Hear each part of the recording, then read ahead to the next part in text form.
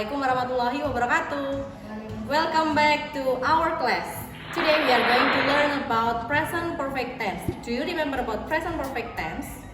As you studied at the first graders in senior high school, you have learned about all 16 tenses. Do you know what is present perfect tense? Present perfect tense is a tense that states about an activity that happened in the past still right now.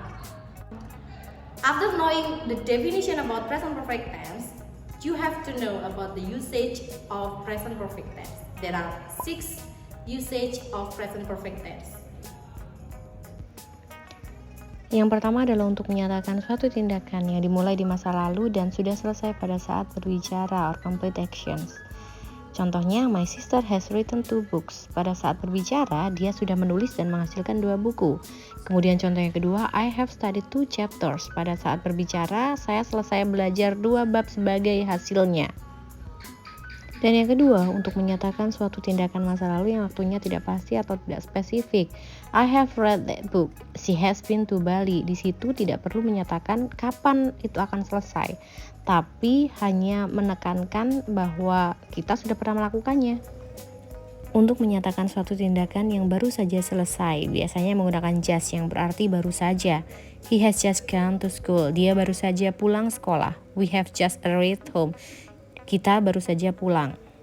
Yang keempat, untuk menyatakan suatu tindakan yang dimulai dan selesai di masa lalu yang memiliki efek atau pengaruh pada saat ini. Contohnya, they have had a car accident. Mereka mungkin sedang dirawat di rumah sakit. Berarti pada masa lampau mereka kecelakaan dan sekarang dirawat di rumah sakit. Yang kedua, he has lost his keys. Dia tidak bisa masuk ke rumah karena sebelumnya dia kehilangan kunci. Untuk menyatakan tindakan yang terjadi dalam periode waktu yang belum selesai pada saat bicara. Contohnya, I haven't seen her this week. Saya berbicara misal di hari Jumat. They have played football twice this month. Saya berbicara misal pada tanggal 20. Jadi masih ada kaitannya dalam periode saat itu. Dan for the last usage, untuk menyatakan tindakan yang dimulai di masa lalu dan masih berlanjut sampai sekarang. Uncompleted action. Biasanya menggunakan for and since. For artinya selama dan since artinya sejak. Contoh, we have lived here for 4 years. Artinya kita masih tinggal di sini. Then for the second example, I have known him since 2012. Saya masih mengenalnya hingga sekarang. For digunakan untuk menunjukkan berapa lama tindakan itu telah berlangsung, dan since digunakan untuk menunjukkan waktu dimulainya suatu tindakan di masa lampau.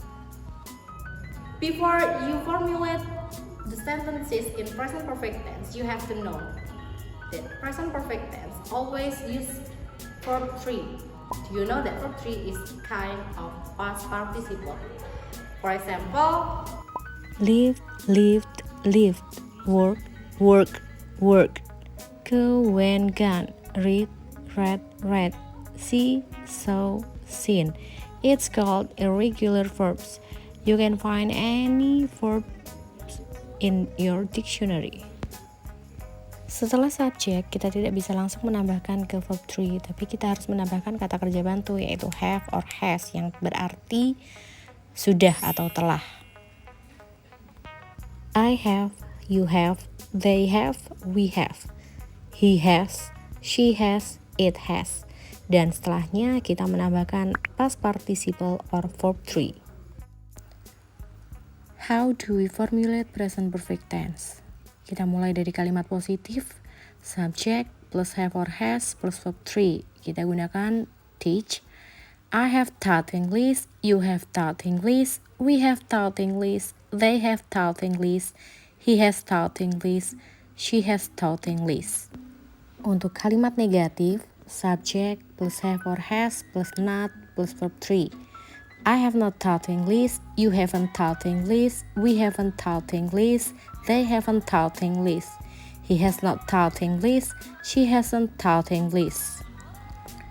Untuk subjek I, you, we, dan they gunakan have not or haven't.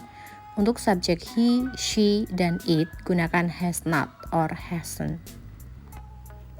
Pada kalimat tanya, gunakan have or has plus subject plus verb 3 and question mark. Have I taught English? Have you taught English? Have we taught English? Have they taught English? Has he taught English? Has she taught English?